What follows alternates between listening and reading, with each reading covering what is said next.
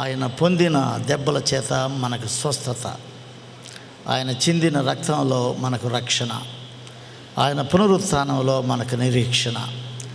ఈ సంఘం ప్రార్థన చాలా ప్రాముఖ్యంగా తీసుకున్నది. మరి ఈ మధ్య కాలంలో ఇరువురు, ఒక సోదరి మన సెక్రటరీ తల్లి జాన్ శ్రీధర్ కుమార్, వారి తల్లి విజయేశ్వరి రాయ్, మిస్సెస్ విజయేశ్వరి రాయ్ 6 బ్లాక్స్ ఉన్నాడు. ఏమవుద్దో చాలా భయపడ్డారు. బెంగళూరు అన్నారు, అక్కడ అన్నారు. సంఘమంతా ప్రార్థన చేశాం, రమ్మని చెప్పాం హైదరాబాద్. మరి జాన్, ఇలా బ్రదర్ అనూప్, మొత్తం హోల్ ఫ్యామిలీ, మేము దాదాపు 4-5 వెళ్ళాం పెద్దలం. నేను వెళ్ళి ఆయన చూసినప్పుడు ప్రార్థన చేశాం. నాకు బాగా తెలిసింది నెల్లూరు విజయేశ్వరి చూసి వాక్యంలో ఒక వాగ్దానం చదివి ప్రార్థించినప్పుడు, పాస్టర్ గారికి నాకేం భయం లేదు అన్నారు. తర్వాత ఆపరేషన్ చేశారు.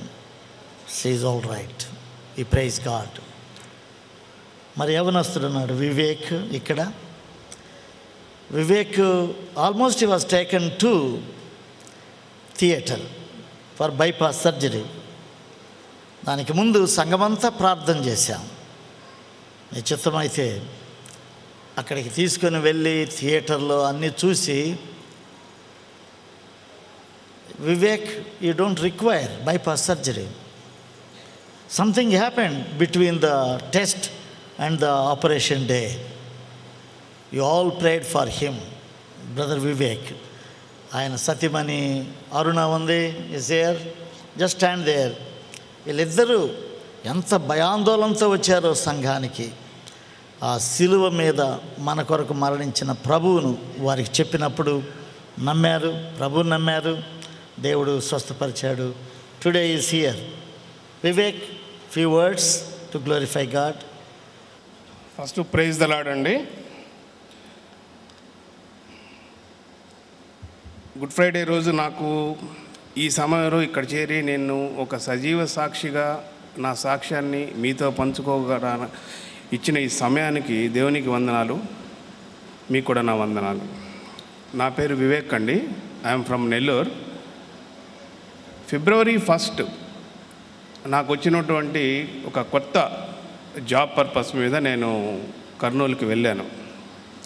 మార్నింగ్ 9:30కి నేను అక్కడ అపాయింట్మెంట్ ఆర్డర్ తీసుకోవాలి. బట్ ఎర్లీ అవర్స్ 2:30 ఆ టైంలో నాకు మ్యాసివ్ హార్ట్ అటాక్ వచ్చింది. ఐ వాజ్ ఎలోన్ అండి, నాకు ఎవరు లేరు అప్పుడు, నా పక్కన ఎవరు లేరు. సో ఆ తర్వాత నేను మళ్ళీ హైదరాబాద్కి నన్ను తీసుకొచ్చారు. ఇక్కడికి వచ్చిన తర్వాత డాక్టర్ చెప్పింది ఏంటంటే 3 వాల్వ్స్ ఉన్నాయి, 3 బ్లాక్స్ ఉన్నాయి, బతకడం చాలా కష్టం అన్నారు, చనిపోయే ఛాన్సెస్ ఎక్కువ ఉన్నాయి, అర్జెంటుగా బైపాస్ సర్జరీ చేయాలా అన్నారు. నేనైతే ఆల్మోస్ట్ ఇంకా నేను బ్రతకనే అనుకున్నాను. బికాజ్ నాకు 10 years బ్యాక్ ఇట్లాగే వచ్చింది. అప్పుడు స్టంట్ వేశారు, నేను సర్వైవ్ అయ్యాను. అప్పుడు నాకు వచ్చిన వాగ్దానం ఏంటంటే, నీవు నా సేవకుడవు, నేను నిన్ను నిర్మించి నేను వచ్చింది. దాని ప్రకారం నేను ఉండలేకపోయానని నేను అనుకొని నేను చనిపోవడం ఖచ్చితం అనుకున్నా. నాకు ఉన్న స్నేహితులు ఇక్కడ ఒకసారి నారాయణగూడ చర్చ్కి వెళ్దాము, మన సీనియర్ పాస్టర్ గారు శామ్యుయల్ గారితో ఒకసారి ప్రార్థన చేయించుకుందాం అన్నారు. 4 weeks బ్యాక్ వచ్చానండి నేను ఇక్కడికి. పాస్టర్ గారు నన్ను అక్కడ నిలబెట్టి ప్రార్థన చేశారు, మీరు అందరికీ తెలుసు. ఆ రోజు నేను బలపడినంతగా దేవునిలో ఆ రోజు నాకు కలిగినంత నమ్మకము అంతకుముందు వరకు లేదు, ఖచ్చితంగా చెప్పగలను. తర్వాత అప్పటి వరకు నా భార్యకి నేను ధైర్యం చెప్తా ఉన్నా.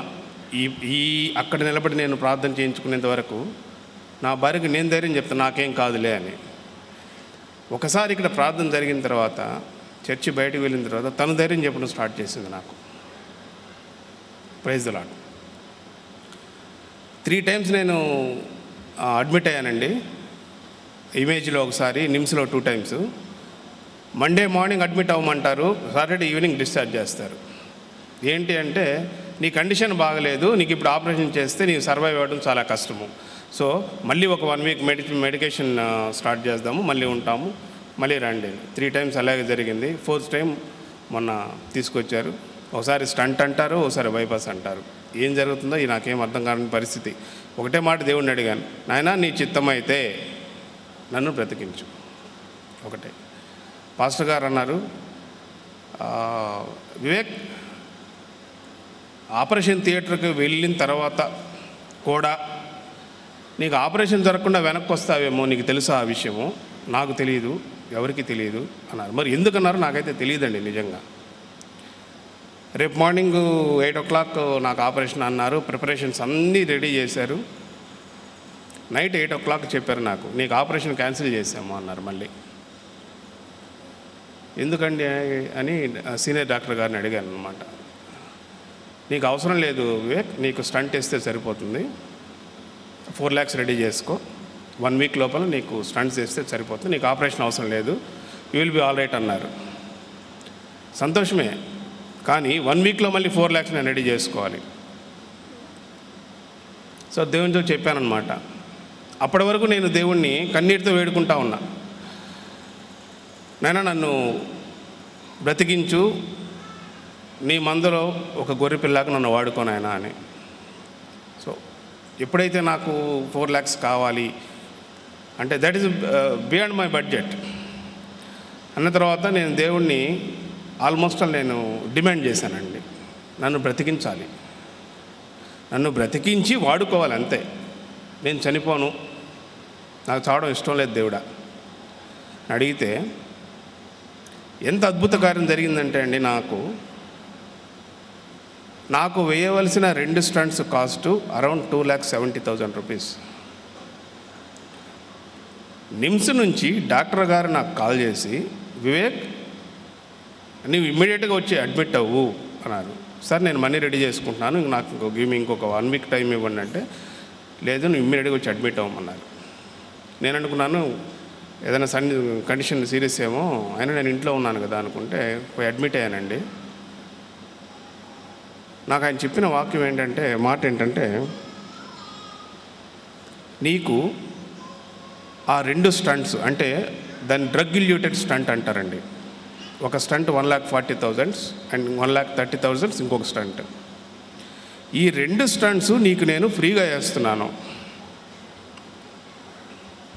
ఈ 2 స్టంట్స్ని నీకు ఫ్రీగా ఇస్తున్నా నేను, నువ్వు అడ్మిట్ అయిపో, నీకు చేసేస్తాను అన్నారు. ప్రైజ్ ది లార్డ్ అండి. ఇంతకంటే అద్భుతం అనేది జరుగుతుంది అని అయితే నేను నమ్మను. నేను చనిపోతాను ఖాయం అనుకున్నవాడిని బ్రతికాను. చనిపోయి ఉంటే February 1st చనిపోయి ఉండాలి. బ్రతికాను. బ్రతికిన తర్వాత కూడా దేవుడు నాకు చేసిన మరొక మేలు ఏంటంటే, నేను 4 లక్షలు ఖర్చు పెట్టి చేయించుకోవాల్సిన ఆపరేషన్ని జస్ట్ 1 lakh తోటి, అంటే 2 స్టంట్స్ నేను అడగకుండా, మరి డాక్టర్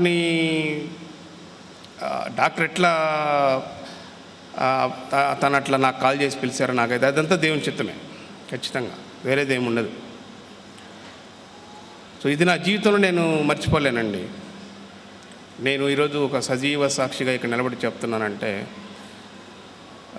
అంటే నేను అనుకునేవాడిని సాక్ష్యం చెప్తుంటారు కదా ఇదంతా నిజమా అని.